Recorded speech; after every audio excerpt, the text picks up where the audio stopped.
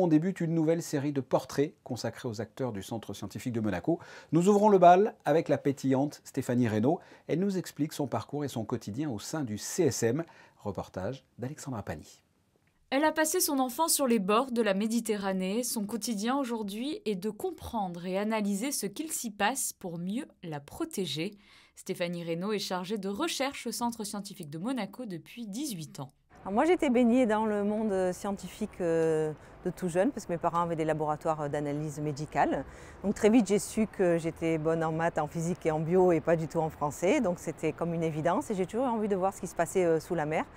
Donc j'ai fait Palmas Quetuba en étant toute jeune et puis rapidement mon baptême de plongée. Puis j'ai enchaîné les niveaux et après l'idée est venue de lier ma passion avec mon futur métier. Elle naviguera entre Nice et Marseille pour ses études. Après une maîtrise en biologie des organismes et des populations, elle poursuit son cursus avec un master puis un doctorat en biogéochimie. C'est de la biologie adaptée à tout ce qui est cycle géochimique. Donc les grands cycles du carbone, de l'azote. Alors moi je travaille particulièrement sur l'azote et l'oxygène, tout ce qui est incorporé dans le squelette des coraux pendant qu'ils calcifient, pendant qu'ils produisent leur squelette. Stéphanie et l'équipe de chercheurs dont elle fait partie travaillent régulièrement avec d'autres centres de recherche et des expéditions scientifiques comme les explorations de Monaco ou Tara Océan. En tant que plongeuse professionnelle, elle est amenée à parcourir le globe.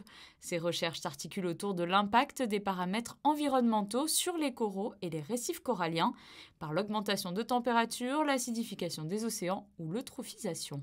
On travaille beaucoup sur les coraux tropicaux, donc qui proviennent autant de la mer Rouge, de l'Australie. Mais on travaille aussi sur des coraux méditerranéens, donc qui viennent d'ici, autour de nous, de la Corse, de l'Italie, de l'Espagne. Et on travaille sur les coraux profonds, donc des coraux dits profonds, c'est-à-dire qu'ils sont à plus de 50 mètres de profondeur. Ce qu'on a au laboratoire sont entre 150 et 250 mètres. Donc on les récupère avec des roves, des petits robots autonomes avec des petites pinces. Et ils viennent d'Espagne et de Chypre. Ça, c'est des mysis, comme des petites crevettes. Et après, ils les ramènent au niveau de leur bouche.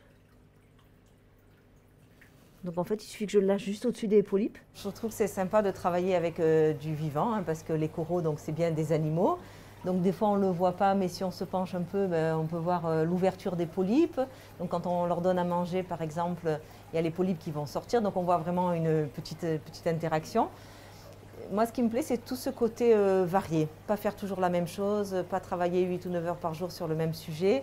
Chaque expérience est différente. On se pose beaucoup de questions, on réfléchit, donc c'est très enrichissant. Une vie au service de ces organismes encore trop peu connus du grand public et pourtant essentiels à la compréhension de la santé de nos océans.